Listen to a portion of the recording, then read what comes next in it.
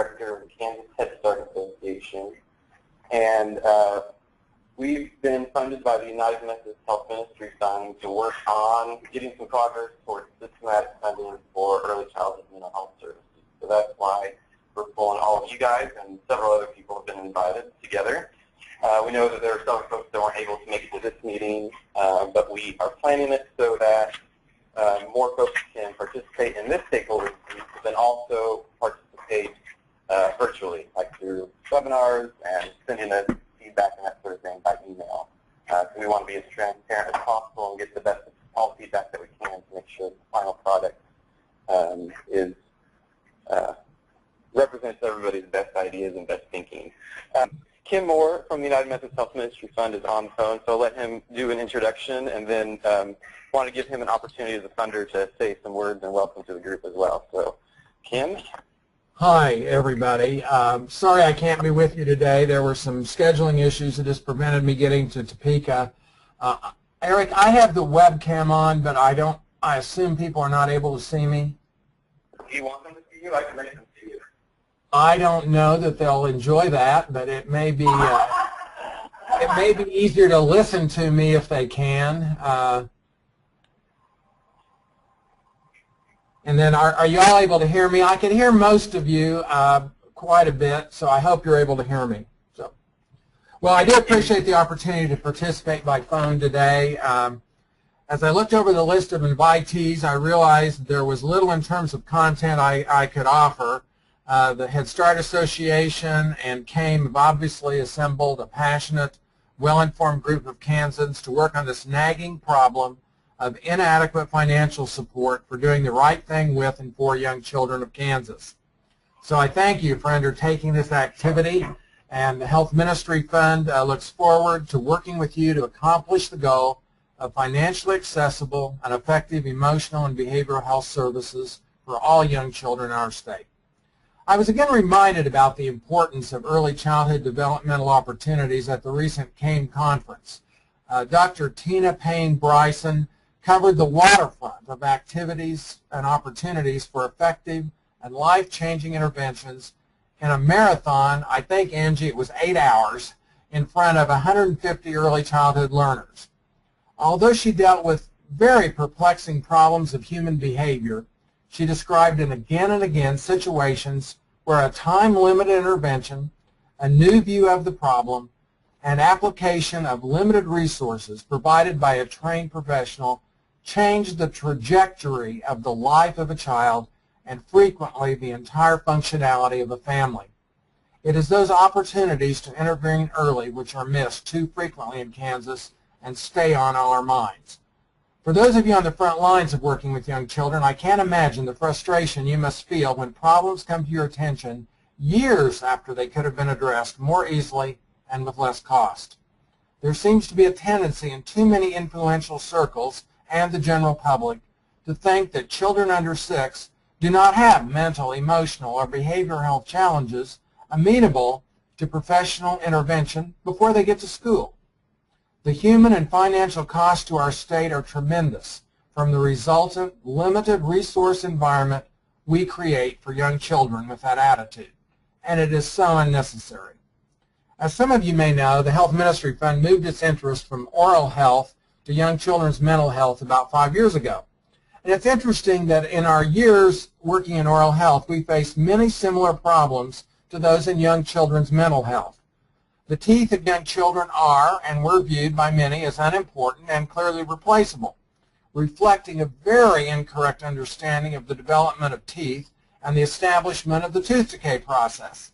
Doing the right thing to protect young children's teeth, getting them fluoride varnish in physicians' offices, child care centers, and other places where children are already there, required a new understanding of what oral health was, not just dental services in a dental office.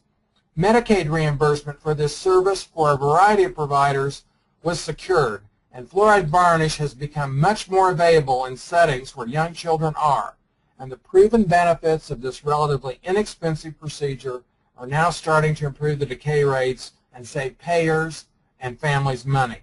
I think the parallels are very clear. Early childhood interventions in oral and mental health are not valued enough, are not financially supported at the needed levels, and are provided intermittently in inconvenient settings. For emotional and behavioral health, we need to screen children where they are and get them referred to the right services, which, contrary to many unlearned views, are not long-term individual psychiatric counseling. Using the pyramid approach, services will be offered at the level of need, and many of the needed services will be provided outside mental health centers. Some critical services will, of course, be available only in mental health centers, where we must have personnel willing and trained to serve very young children. Your work in getting early childhood services adequately reimbursed will be critical to building the capacity for universal screening, family navigational supports, and appropriate services to be the norm in Kansas.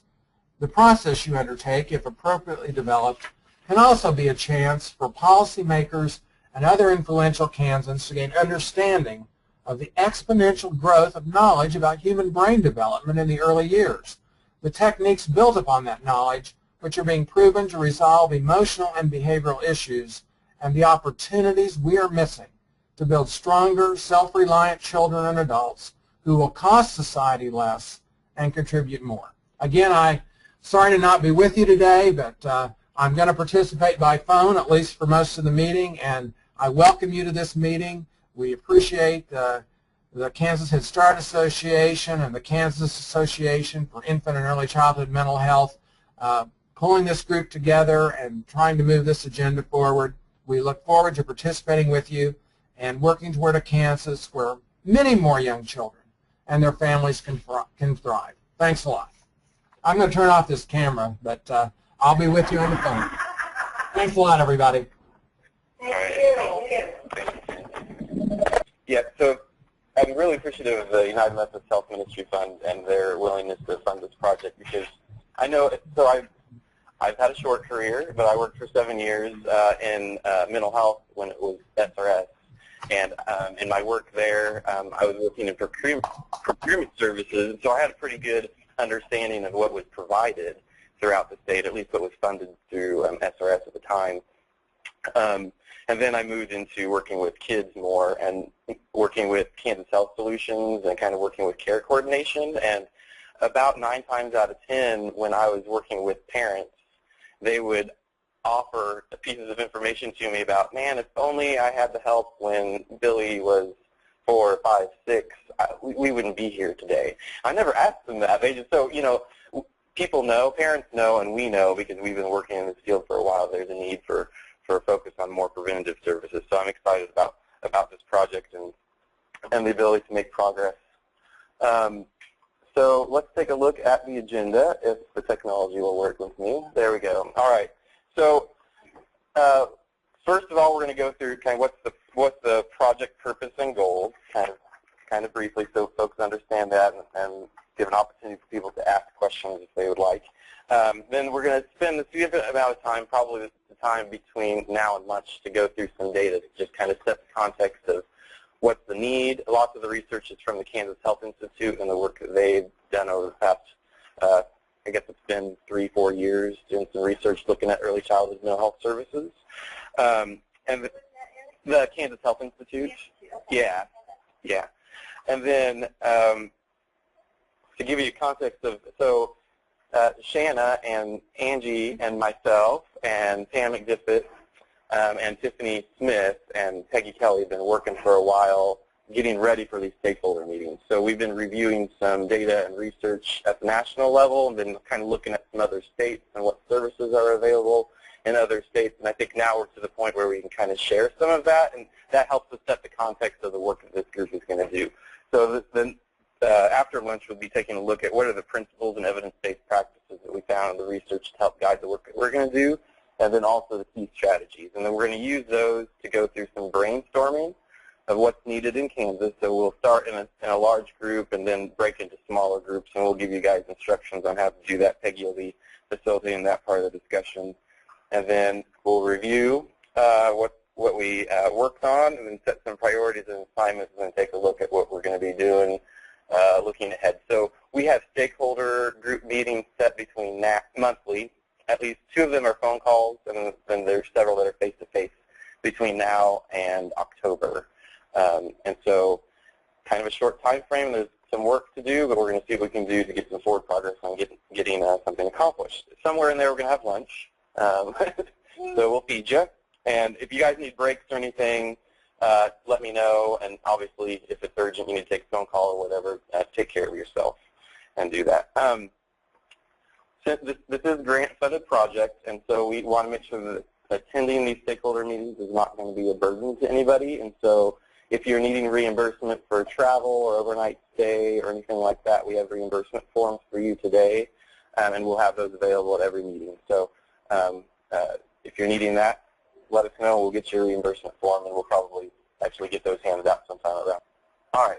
So what are we trying to accomplish, and what have we been funded to do? This group is looking at systematic funding for early childhood mental health services, and the final product is hopefully going to be a draft Medicaid state plan amendment that we can then use and share and educate the community about the benefits of that, as well as do some advocacy with the governor's office and the legislature, depending on the political environment.